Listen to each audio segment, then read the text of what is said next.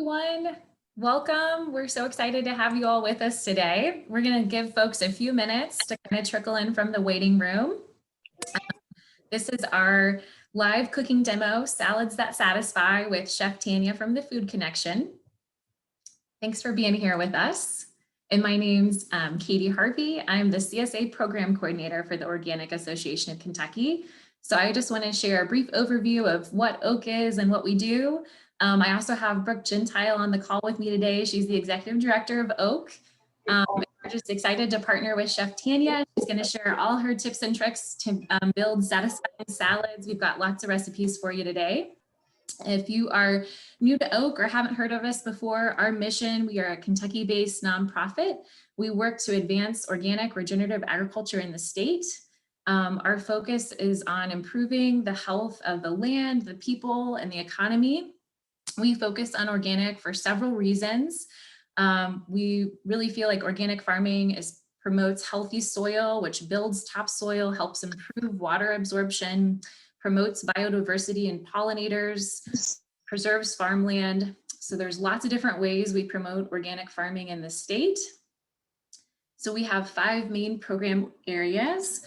The Organic Association works on an annual farming conference that we have once a year for organic farmers.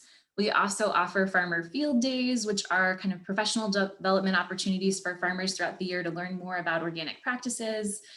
We have a transition trainer program, which offers one-on-one support for any farmers in Kentucky that are interested in transitioning to certified organic.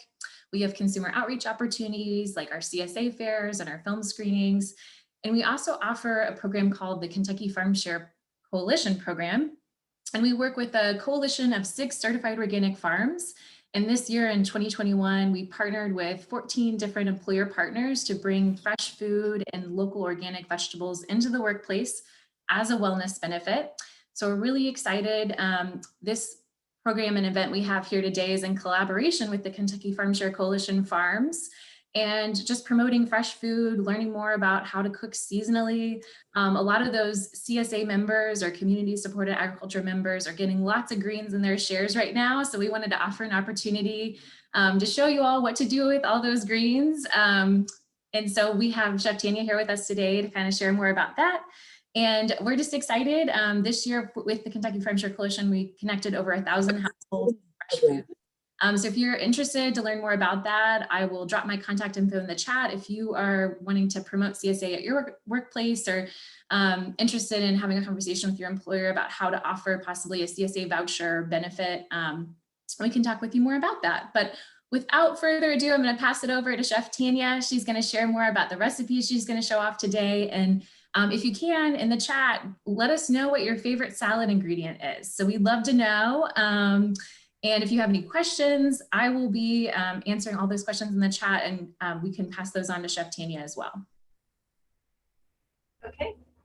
Well, hello and welcome. It's so exciting to see so many of you here today. I have a couple of cameras. One will be focused so you can kind of see what's going on up front. We also have the second camera right here where you can see everything that's going on the cutting board. And Katie will pin those so that you have access to both of those as we're talking and as we're doing different things. I have 3 different salads to show you today, and this is promoted when we start talking about the programming for these different demos. I can remember when I was getting my CSA about this time of year and my fridge just kind of glowing green when I would open it up. So you're getting lots of leaves as you are getting your boxes, your baskets, and your bags right now. There's a lot of different kind of leaves. So we wanted to show you ways, if you're overwhelmed with that, how to incorporate those into different salads. These are because I'm last night.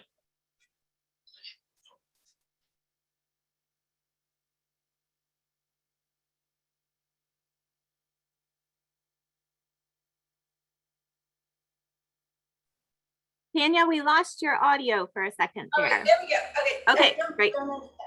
Yeah. Okay. So I've got my audio on the laptop. I don't have it. I don't have it on the one I'm looking at. I have it actually on the one that's on the board. So the mic is hooked up there. And if you have any further problems hearing me, just let me know. and I'll bring the mic a little closer. I've already got into the field right now, but that's okay. So today we want to do salads that satisfy, and that was my biggest concern. Is I think people think of salads as kind of a throwaway thing. It's an afterthought. It's that little kind of flat side salad that you get with a meal, and it's sort of the satellite part of it, and it's not thought through and it's not considered. But there is so much wonderful, beautiful local produce right now. I just go through the farmers market and I just have the best time, and I hope you have the best time unboxing your CSA share if that's where you're getting, or if you go to the market. So we're going to talk about ways to incorporate all that green and even some of the other vegetables you'll be seeing right now or that are upcoming very soon now that we have all this heat and all this rain. So the first salad we're going to do today, and these recipes will be made available. I've sent these over to the Kentucky Farm Share Coalition and Oak folks, so that will be distributed out to you. This one's called a ribbon salad, and we call it a ribbon salad because we are going to make little streamers, and this is a great salad to incorporate for the whole family because people of different ages can help shave off all of these different vegetables, make the vinaigrette, and combine all the salad together. So the first thing we're going to do is make our vinaigrette. It's very simple. People of all ages can do this. I have right here a 1 cup jar, kind of like a little jelly jar, preserve jar. I have 2 tablespoons of vinegar. Now this is just a white wine vinegar. You could use any kind of vinegar that you like. Apple cider, malt, anything that's at your preference. I have 8 ounces of very neutral canola oil. This is a Kentucky Proud non-GMO expeller pressed canola oil right here. I have a little bit of salt, about a teaspoon and a half, and we're going to put a pinch of pepper in here. And so you just unscrew your jar, pour in your vinegar. This is the simplest vinaigrette of all. Pour in your oil. Now this is going to be a very temporary emulsion, so it's not going to stay together except right when you shake it. So we're going to put that salt in there, about a teaspoon to teaspoon and a half for this amount, and then a good pinch, I just pinch with my thumb and forefinger of pepper.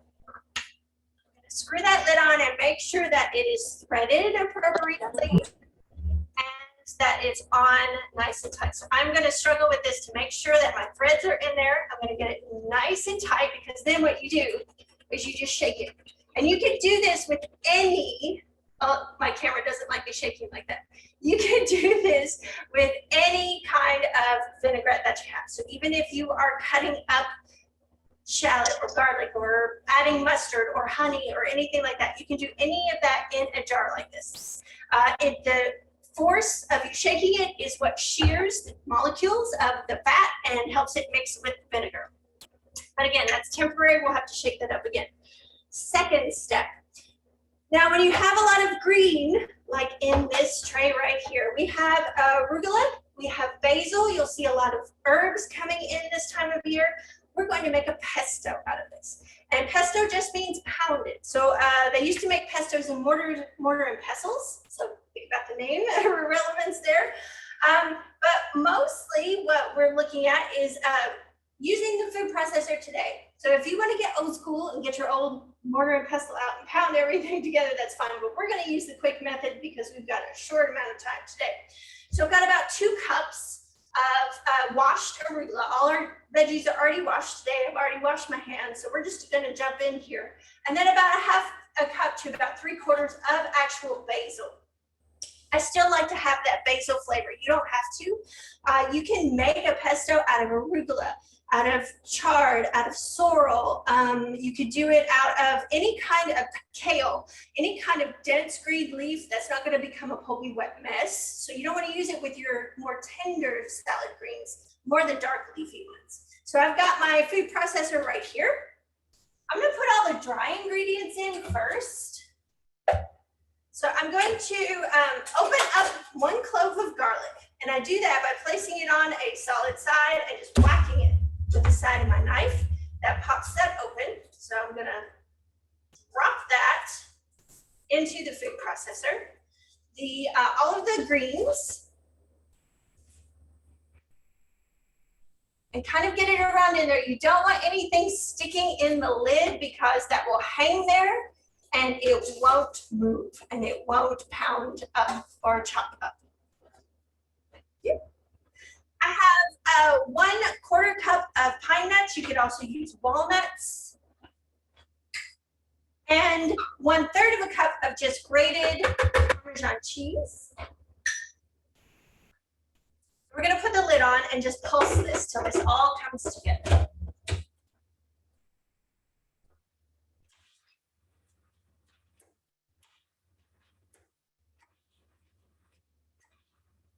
So we get that garlic ground up. You don't want it to make it too saucy before you get your garlic ground up in there and the leaves chewed up as well. So we're gonna add our olive oil. That's about 2/3 of a cup. And what I'm going to do is use my, this has actually little holes in the bottom. I don't know if you can see that. So I'm gonna pour my oil in. You want this a little bit loose. So we're using a little bit more oil than we normally do for a pesto. As I'm gonna just turn it on and add this. And it starts to fall through.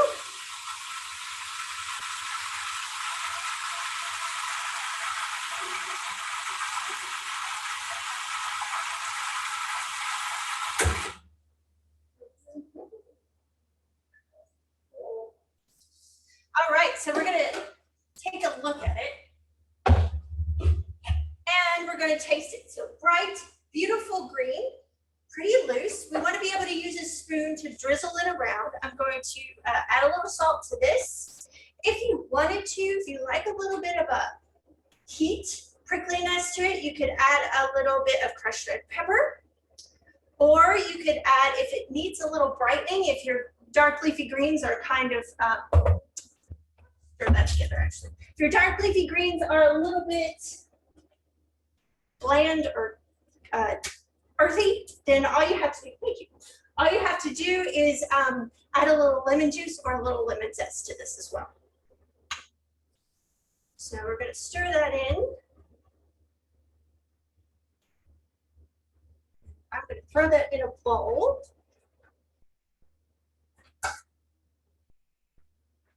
Sprinkle on later. And that way we can get this food processor out of the way.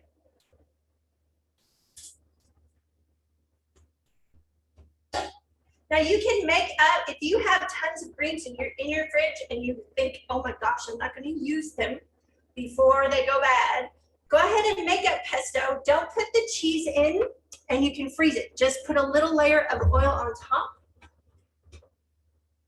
Perfect, I'm gonna scoot that toward you. You grab it from that side. Thank you, Jordan. All right, so we have our pesto. We're going to set that to the side. And now we're going to make our ribbons. The other ingredients that I have are these beautiful leaves from a local farm. It's a mesclun mix or a spring mix. You could use lamb's leaf, or I love Asian varieties like tatsoi and pak choi, the little tiny, really round leaves. Lamb's ear, anything like that is lovely for making a base or a bed. We have just a tiny bit of farmer's cheese. This is a Kenny Mattingly's farmhouse cheese. It's unaged, it's not aged, so it's very soft. It's kind of like cream cheese. So this is the very beginning of the curds coming together, okay? I have 3 different kinds of carrots because I want this to be a colorful ribbon salad. And then I have a couple of tiny summer squash. You could use zucchini as well. When we start having zucchini coming out of our ears, this is fun. And again, this is something that kids can help do. So I've already washed and dried and spun my lettuces. We spin them to get as much moisture off as we can. I like to fill a sink full of water and dunk the leaves down in there, get all of that grit out, lift them out of the water, and then put them in my spinner. Now, if you don't have a spinner, that's fine. You can put your leaves in a dish towel or a tea towel and take them outside and kind of swing them around. And that gets rid of the excess, or you could just put them in layers of paper towel or tea towels and put them in the fridge, and they'll dry out pretty quickly. We have 1 clove of garlic that we're just gonna smash and toss in with our leaves once we use our very basic vinaigrette. We can also put the garlic in the vinaigrette if we want to. So we're just gonna smash. This is kind of my knife, I'm just gonna keep smashing. I'm cutting out that little woodsy part and getting rid of it. I'm just gonna keep using my knife to squish out that oil. Who needs a garlic press, right? So we're just gonna keep squishing. And I'm throwing that in a great big giant bowl. So whenever you're making salads, give yourself plenty of room to toss your salad. So I've got a huge metal bowl here. Now I'm going to start with my carrots. Just a regular old peeler. Don't forget that this is a blade, so you're going to peel away from yourself. I've got this maroon carrot, some regular orange, and a white. I don't know if you all know this, but trivial fact, you can bring it up. Carrots started out this sort of maroon, red, purpley color. In Rome, ancient Rome, and in what is modern day Iraq and Iran, they grew lots of carrots actually, thousands of years ago, but they were all maroon. And it wasn't until William of Orange that we widely bred an orange carrot, even though it's what we're used to today.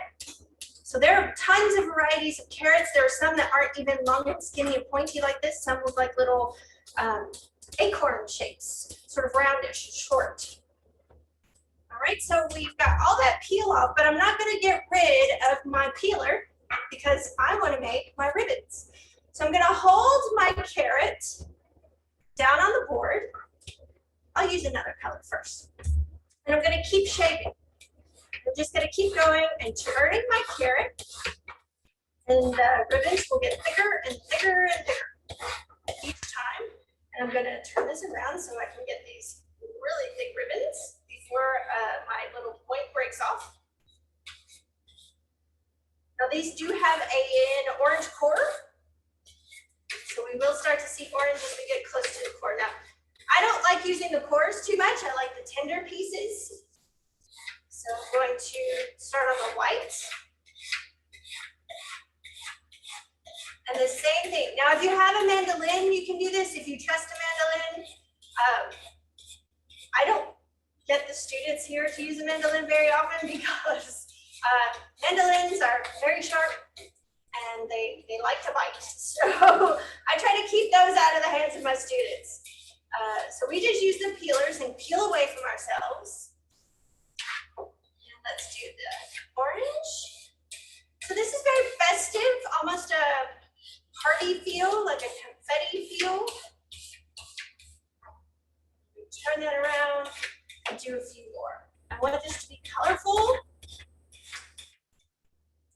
And so I'm going to start with the squash and do the same thing here.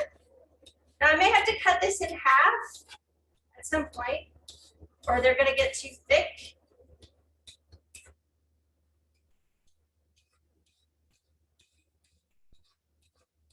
I want to get too many of the seeds.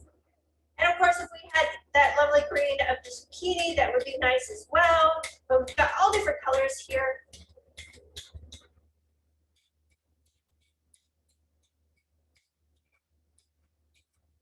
Now, you probably need a squash or a zucchini about this size.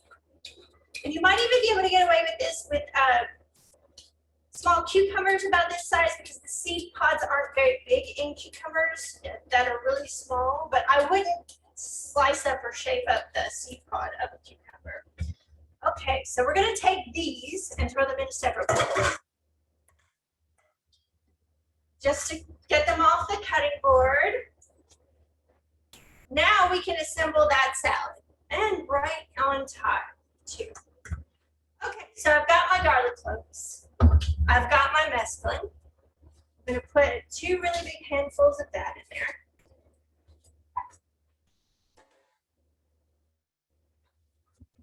And now here's the part I love to talk to people about. I was on the cold side at Holly Hill when I first started there, which means you do all the salads, you do all the cold apps, you do all that desserts.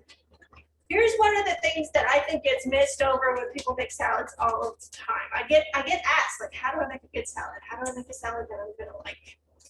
So one, you have to have a good dressing. Two, you can't overload your leaves with dressing. So I take just a big silverware spoon and I'm just gonna drizzle. I'm not gonna pour on. I'm gonna use tongs today, but the best tools for mixing a salad are your hands because you can go underneath. That's why we use those really light wooden tongs a lot of the times because it goes underneath. And so you're just gonna try to lift and sort of fold the leaves with the vinaigrette on them until they're all coated. You don't want anything pooling in the bottom. You see I have a pretty dry bowl, but I don't know if you can tell on camera, but the leaves are getting glossy. They're getting coated. I may want one more spoon, but this is what separates sort of your average overdressed salad from a lovely one that's going to be nice and balanced. So this is a pretty acidic vinaigrette because we have these mild leaves, we have sweet veggies. The best thing to do at this point is just to take a leaf and taste it. No, actually, that's perfectly seasoned. I'm going to leave that there. Thank you. We're going to make our bed. Oh, and the garlic's coming through. So you're going to put your leaves down. Sorry as I chew.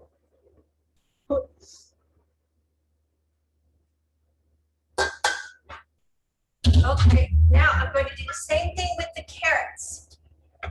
Adjust them a little bit. You want the vinaigrette to be bright,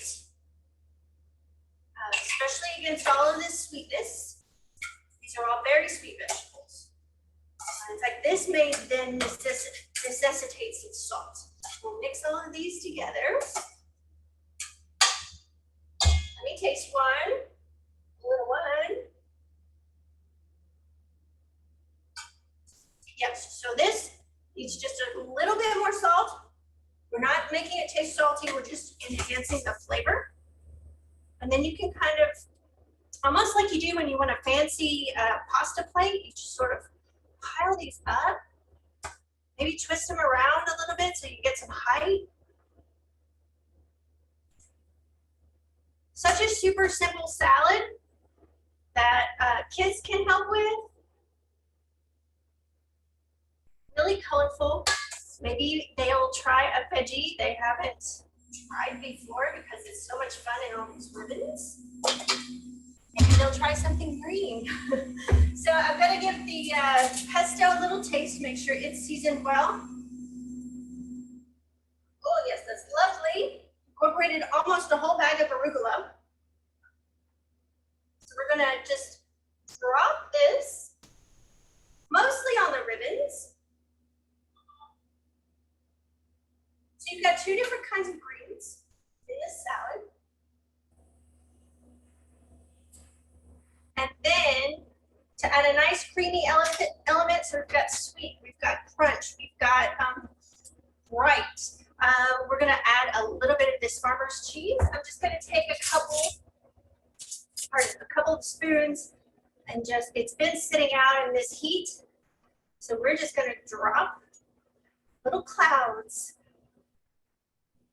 That sounds a little Bob Ross. We're gonna drop little clouds on our salad. Yeah, that looks so good. And I was just wondering, I know you kind of just drizzled that pesto. Yes. Like, would folks be able to also like toss it, or is there a recommendation for like why you just don't want to lose that flavor because it's easier to kind of taste it when it's drizzled like that? Right. Well, you've already dressed your carrots in the first vinaigrette, and then this way, this is so you're not having to dress it twice. Mm-hmm. You could just leave out the vinaigrette and do the basil pesto. I like this because that vinaigrette's really light, really bright, and so pesto has that wonderful, fresh, green, sort of fatty flavor that doesn't quite counteract all this sweetness, but this vinaigrette does. So it's sort of the combination, it's sort of the balancing of all the different flavors here. That looks so good. Any other questions about that one? If not, we'll move right on.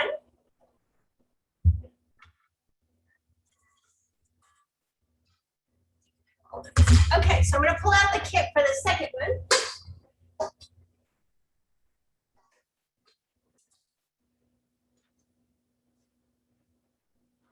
And it has a lot of elements, but I think people are going to really enjoy this one. It's a really approachable salad. In Chef Tanya, we did have one quick question come through. Somebody asked to substitute the grapeseed oil for the canola. Yes, absolutely. And you could put, you could use, I'm very careful about using olive oil just because it does harden up in the fridge once you put it in, and then you have to remember to take it out in time to let that all settle out. Oh, thank you, dear. So even if I want the flavor of olive oil, I'll probably blend it with a neutral oil. So something like grapeseed oil would be wonderful. Whatever you like that's just sort of neutral, you don't have to worry about smoke point at this point. So if you like avocado oil or something like that, just something that doesn't overwhelm your flavors. That's the biggest point on that. Okay, so this is going to be lettuce with new potatoes, a soft boiled egg, which we'll talk about that in a moment, and a bacon vinaigrette. And once again, I think I'm going to go ahead and start with the vinaigrette because we do have to cook that, and then we'll get that done, and it can kind of sit at room temp while we assemble the rest of the salad. So we're going to take about 3 ounces of bacon. This is brownings. It's wonderfully smoked, but not overly smoky. So we'll get a nice umami flavor out of this. I'm just going to cut this up on a separate cutting board with a separate knife so I can get rid of this raw meat into little strips.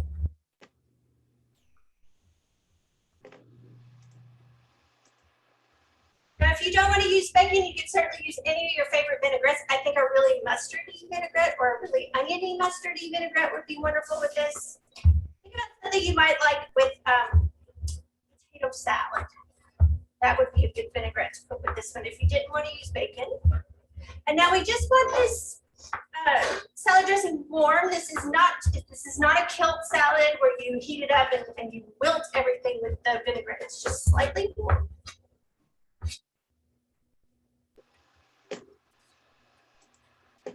I've got some spring onions here. These are lovely little kind of candy spring onions. They're available right now. If you've seen these, you may have seen these in boxes or at the farmer's market. It's delightful to have these. These are not, slice them. These are not cured onions like the ones you get in bags at the grocery store. So you do need to store these in your fridge when you get them. And I'm going to use some whites and some greens here. Love greens because we're going to have these wonderful new potatoes. I've got a couple of cloves of garlic. You could substitute, if you're getting spring garlic or garlic scapes or green garlic, any of that you can substitute for the garlic cloves. I love garlic scapes. I love their mildness and their shape. So I substitute those all the time for regular garlic cloves. So I'm just smashing the cloves to get them out of the paper. And I'm going to mince this up. So I start chopping. I'm using my claw and lifting and lowering my knife to just slice to begin with and get rid of the little woody part. And then I put my hand flat on the spine and start working back and forth. So I get a mince. If you do use a garlic press, then that would be all you have to do for this. You get lots of oil. Now, that's the only other thing I have to chop. I do have a quarter cup of red wine vinegar, and then I've got salt and pepper, and I'm going to add just a wee bit of cooking oil to finish the vinaigrette. So I'm going to turn my pan on, and I can lift this camera So you can kind of see what I'm doing. So I'm getting my pan hot first so that when I put the bacon in, it's gonna start sizzling. While that's heating, I went ahead and created, or I went ahead and cooked the soft boiled egg.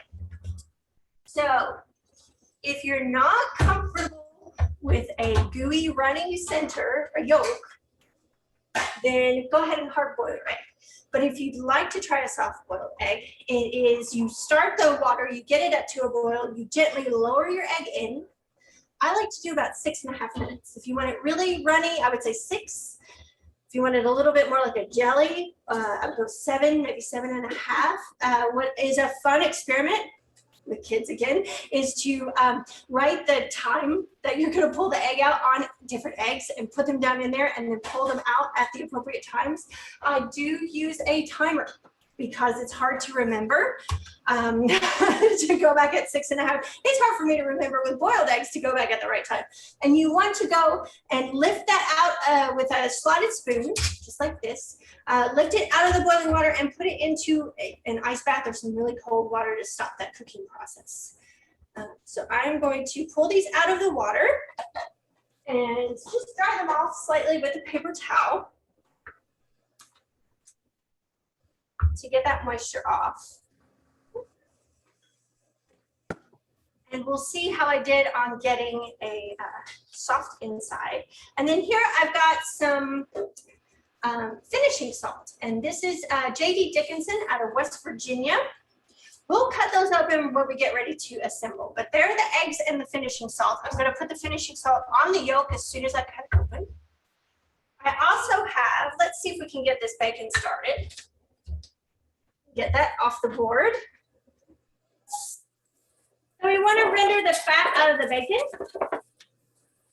We'll do that first. And once the fat starts rendering out of the bacon, we'll add in the onions and the garlic. That is our cooking oil, the bacon fat. Meanwhile, we have these sliced, not old now.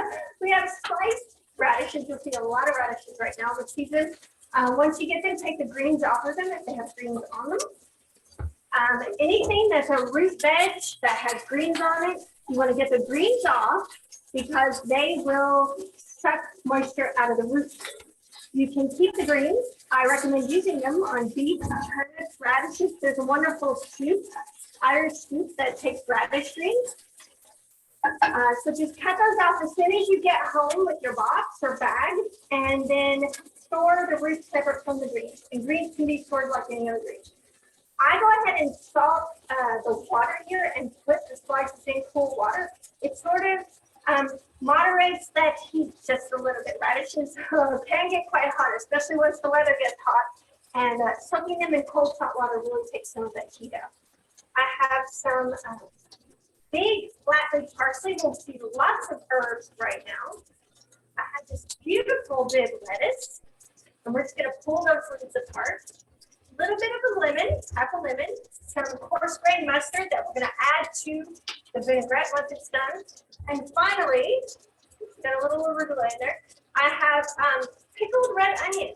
And this is great for, this is a refrigerator pickle. It will extend the life of a lot of different vegetables up to 3 weeks. And you can look it up in Joy of Cooking or Betty Crocker, any of your like standard wide-ranging cookbooks usually have a pickling liquid in them, and it's wonderful for onions, green beans, asparagus, garlic scapes, cauliflower, anything like that. It'll extend the life of it for up to 3 weeks in the fridge. So it's something that you might want to keep in mind as stuff to you. If you can't clear out your fridge when you get your next box, it's something that you can do very quickly. You don't have to go through a canning process, and it'll extend the shelf life of your stuff. So I'm going to stir this up.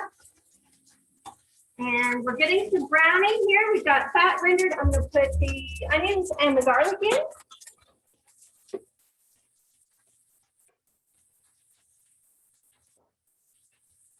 And grab my here. Yes. Oh, and Chef Tanya, I was just wondering, I know you've got the beautiful head of Bibb lettuce. If folks are getting head lettuce in their CSA share at the farmer's market, what's your top tip for storage?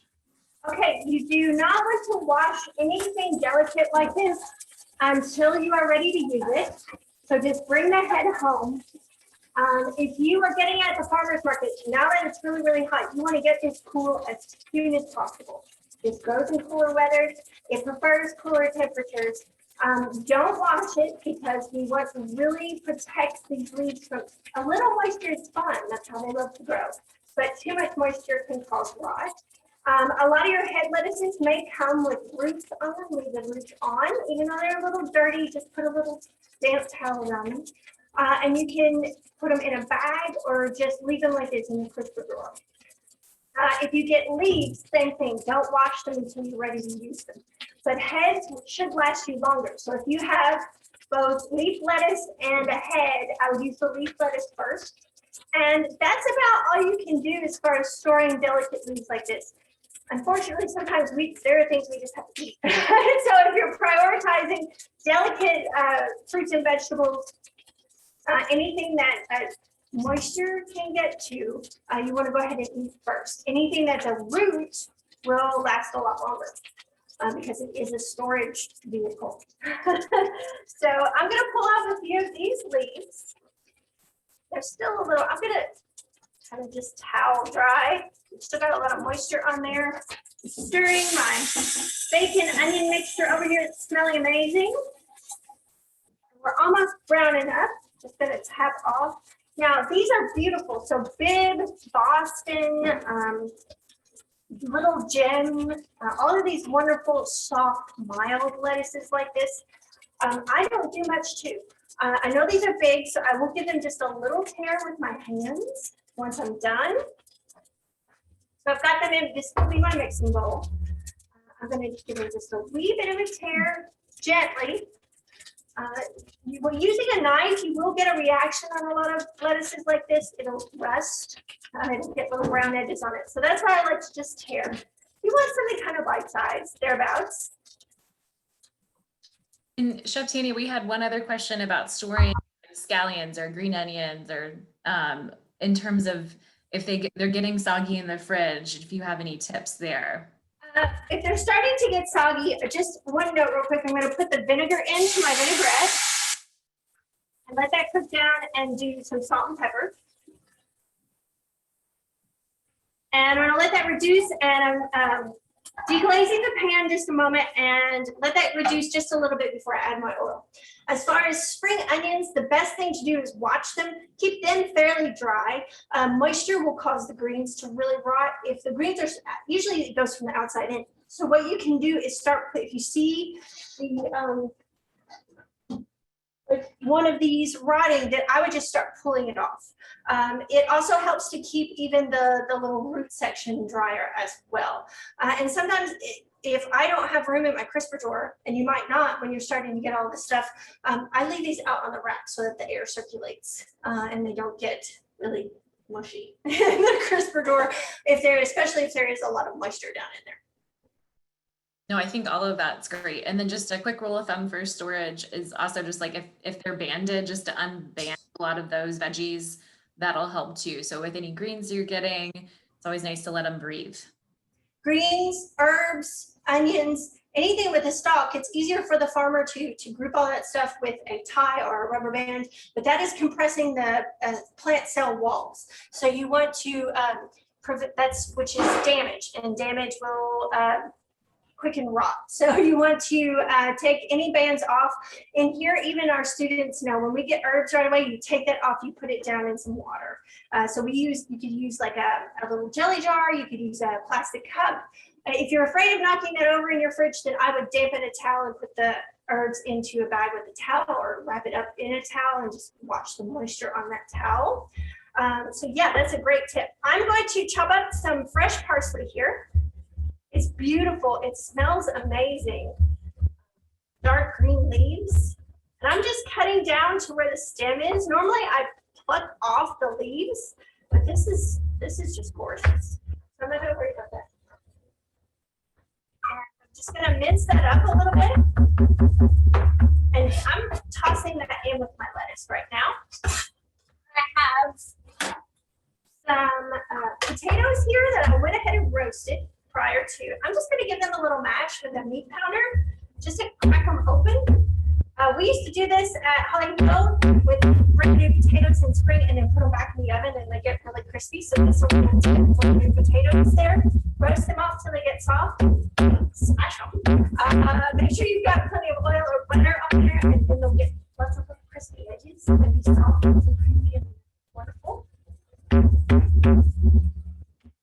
All right, and I am going to add that to my bowl as well. I'm going to pull out some of these radishes. Okay, reducing. Chef Tanya, it looks like your second camera is a little bit, it's harder to see your bowl. Yes, okay, I had it over on the sauce. Oh yeah, no worries, perfect, thank you. There we go. So I'm going to toss in some of these. One of the tips I have for when you're throwing salads together is I always reserve a little bit of each of my ingredients, especially things like radishes or more garnishy, colorful type ingredients. I reserve just a little bit to put on top because we know what happens when we start tossing a salad. Everything goes to the bottom. So I am putting about a quarter cup of oil into my dressing and I'm turning the heat off on that. So you can see it's still loose. So we've got fatty, we've got bright, we've got that wonderful caramelized green onion. It's still very sharp. I just had an intake of breath.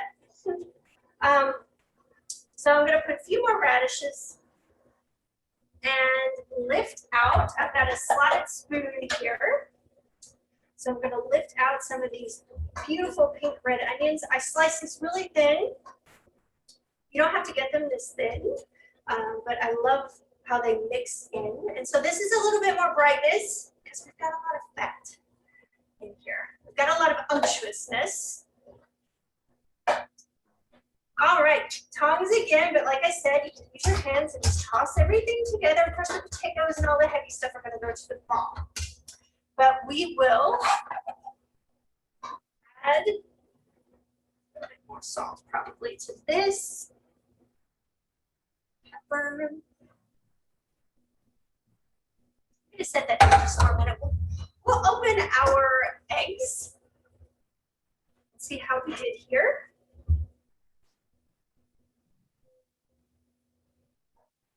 That way. Okay, so I've got a paring knife. I'm just going to cut these open. They feel very tender. Ah, perfect. So we've got a nice, like flowy, but kind of jelly-y egg. Those were like about 6.5 minutes, right, Chef Tanya? This was a 6.5 minutes. So I'm putting that in there. And what's wonderful about this yolk, though, is that it becomes part, it's so saucy. It becomes part of your dressing.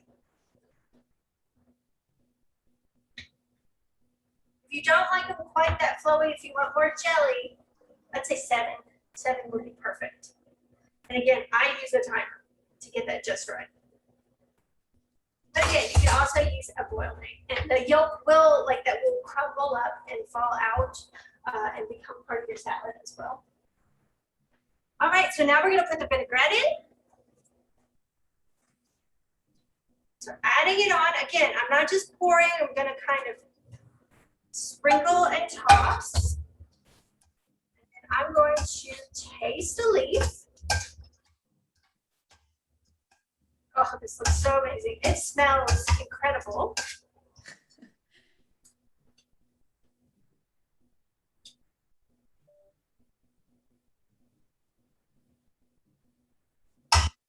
Perfect.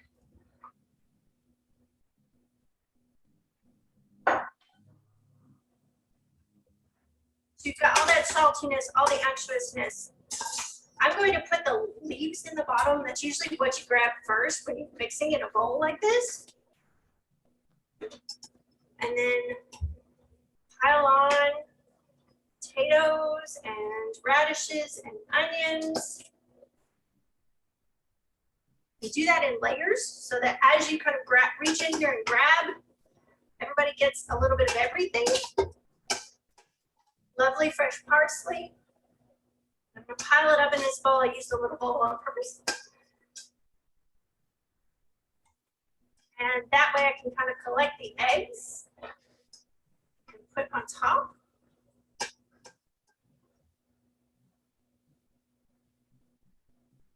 After the yolks have kind of helped make our dressing.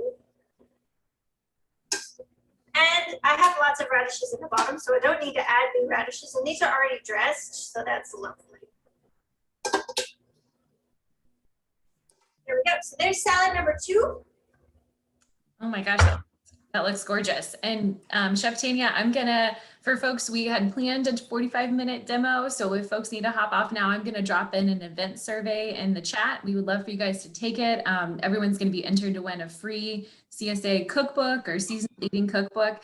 But should we say, Chef Tanya, if you're able to stay on, maybe till 1, we'll do the last salad, but if not, we'll share out that recording. Does that sound like a good rule of thumb? That sounds great. Perfect. So understand if folks need to hop off, we're kind of reaching the end of our lunch hour, but we want to get to this last salad. So if you're able to stay on, feel free to stay with us. If not, we'll share it out for you. And I'm going to drop the link into the survey. Thanks for joining us. Thank you so much. I understand if you do need to hop off, but if you're going to stay, this one will be just a little bit of chopping. This is probably the most knife intensive of our 3, but it has a great vinaigrette and it's wonderful for mixing with a lot of dishes. Thank you. So I'll roll through this pretty quickly. When you get lots of kale, and kale is almost prevalent year round anymore, we're going to strip our kale off the stem. We're going to use this raw. We're not cooking it. If any of you love kale, but have difficulty eating it in a salad or eating it raw, this might be a good one for you. We're just going to use a few leaves here. I'm going to push them and smash them. Not smash. We're not damaging it, but we're going to kind of collect and roll them up together. And I'm using my little claw here, and I'm just going to slice. These are sort of medium kale leaves. They're not the little baby, but they're not those ginormous ones. We're just cutting into thin ribbons. So that helps with tenderness.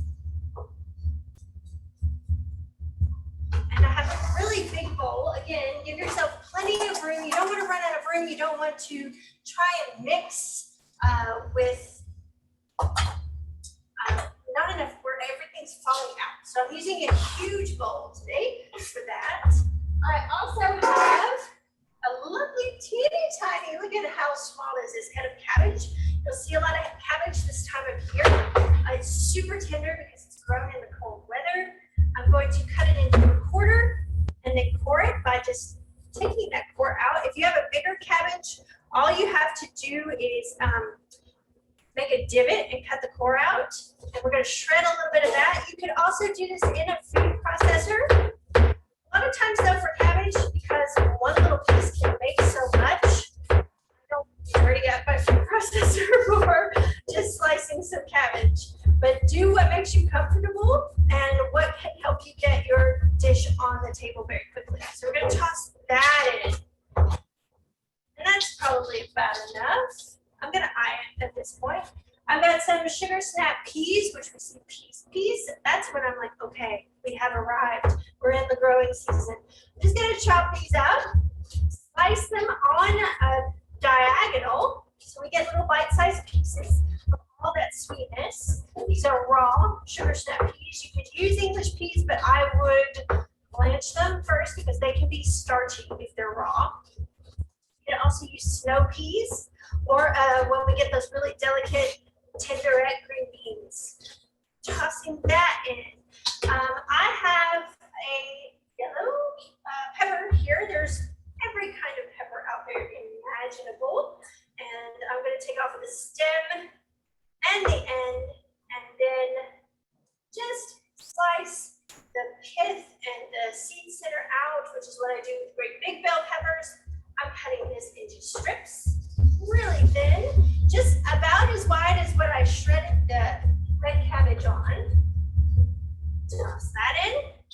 And now I'm going to peel another carrot, but this time, instead of making shavings of the whole carrot, you'll see a lot of carrots right now. You'll see beets and turnips and lots of fruit veg in this cool time of year. grate this. Got a box grater right here. I'm gonna put it on its long side and just turn it as I go. You can do this on a mandolin if you have a mandolin, or if you want to practice your knife skills and julienne the carrot, you can do that as well. Or if you're not getting local carrots, then you can just buy them shredded in a bag. Or you can buy the broccoli slaw as well. So this is a rainbow slaw. That's why I like using all the different colors. And this is a great salad to have on the side of grilled items and seafood.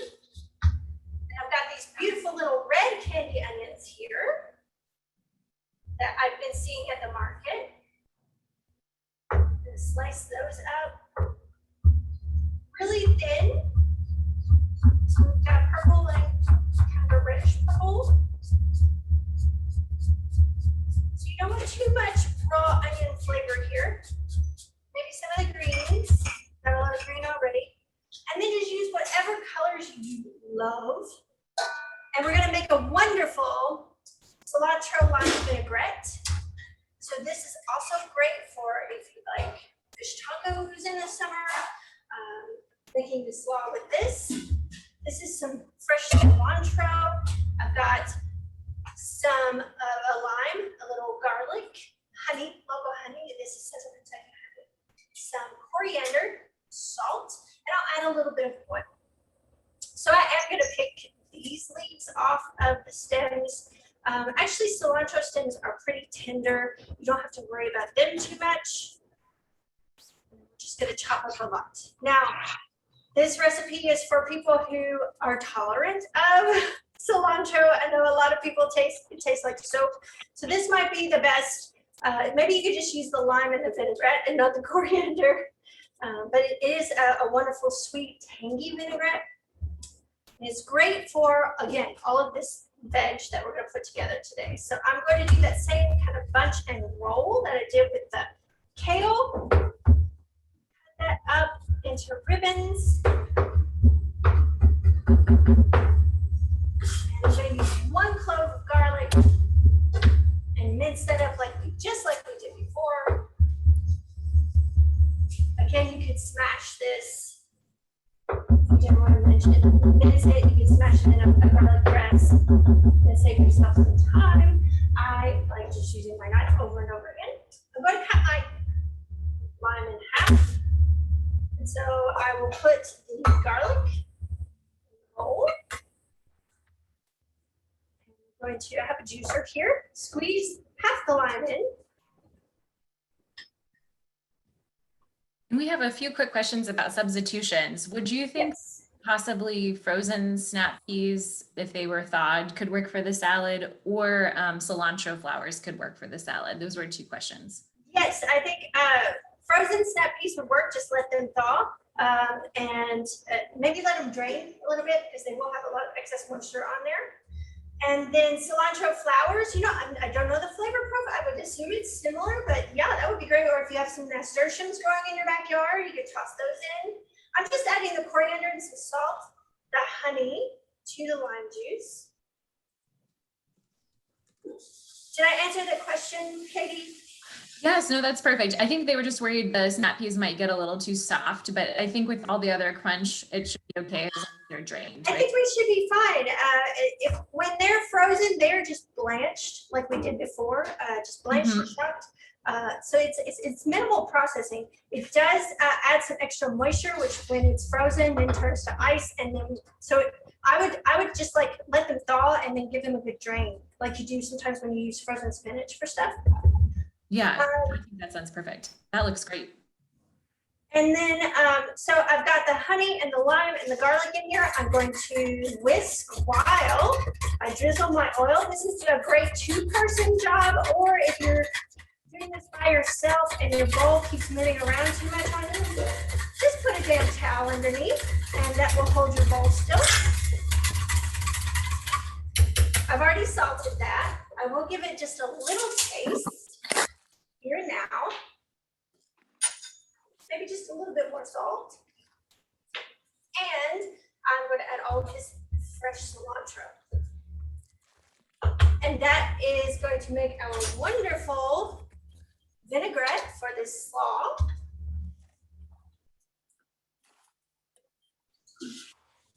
That looks so good. And we had one other question come through. Do you think using mint at all in this slaw, or how do you like to use mint? Yeah, you could use any fresh herb like parsley, mint. You could go, and instead of using like coriander, you might want to use something along the lines of a little bit. Well, you could still use coriander, but maybe something like a tiny touch of cinnamon and a little bit of turmeric or something like that.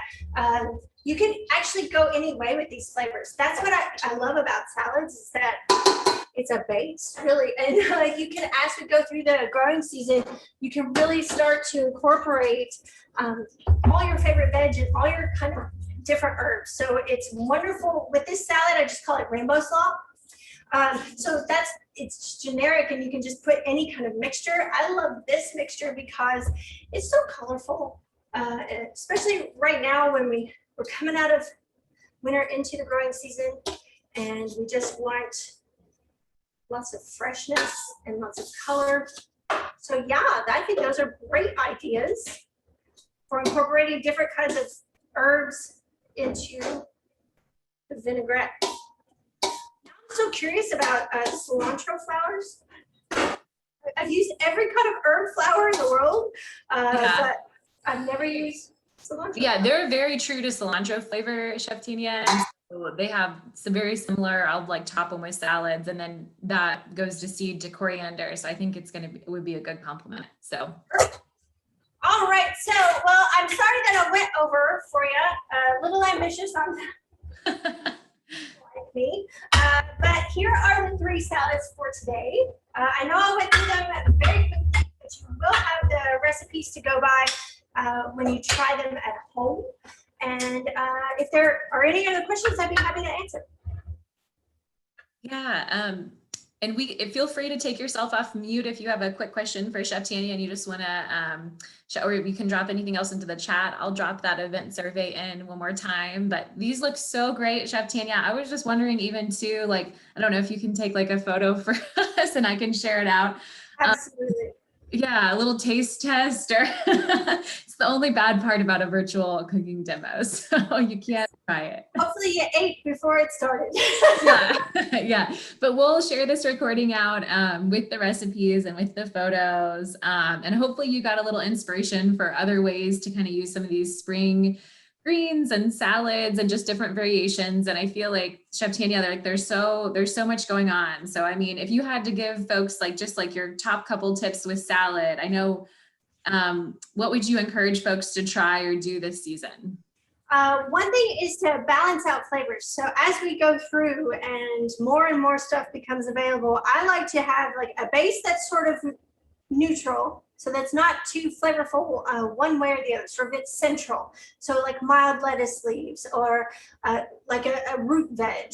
And then I love to add a bright element, a crunchy element, a creamy element, what I call a flavor bomb. So sometimes I'll use pickles, sometimes that'll be the dressing, sometimes that might be a candied pecan on a spinach and strawberry salad. So something that really just makes you go, wow.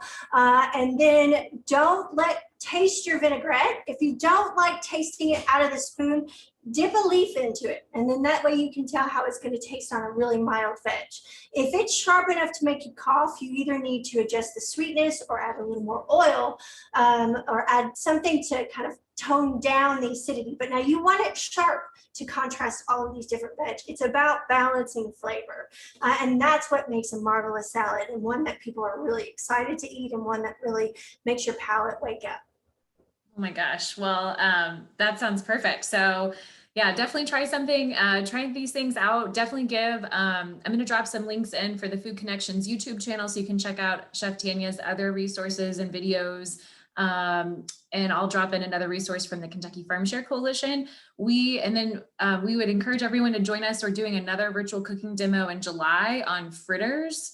It's a great time of year to kind of highlight this. And Chef Tania, if you want to give a little snippet about what that's all about, we're going to have some fritter fun in July. It's July 8th, and we've got that sign up on our website as well. So I'll drop that in too.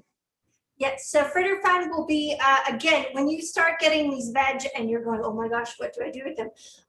Fritters are a great way to incorporate a lot of different veg and again, a lot of your different flavors, your different styles of cooking, your different cuisines that you love. So we're gonna explore about 3 different kinds of fritters that we can use. Some of you might be familiar with them already. But as we head into the peak of the growing season, what to do when we get these abundances of different kinds of vegetables and fruits. Awesome. Well, yep, I'm so excited about that. So you'll hear from us. We'll send out this recording before the end of the week with recipes and resources, and hope you all will join us again. Thank you guys so much. We appreciate it. Bye, everybody.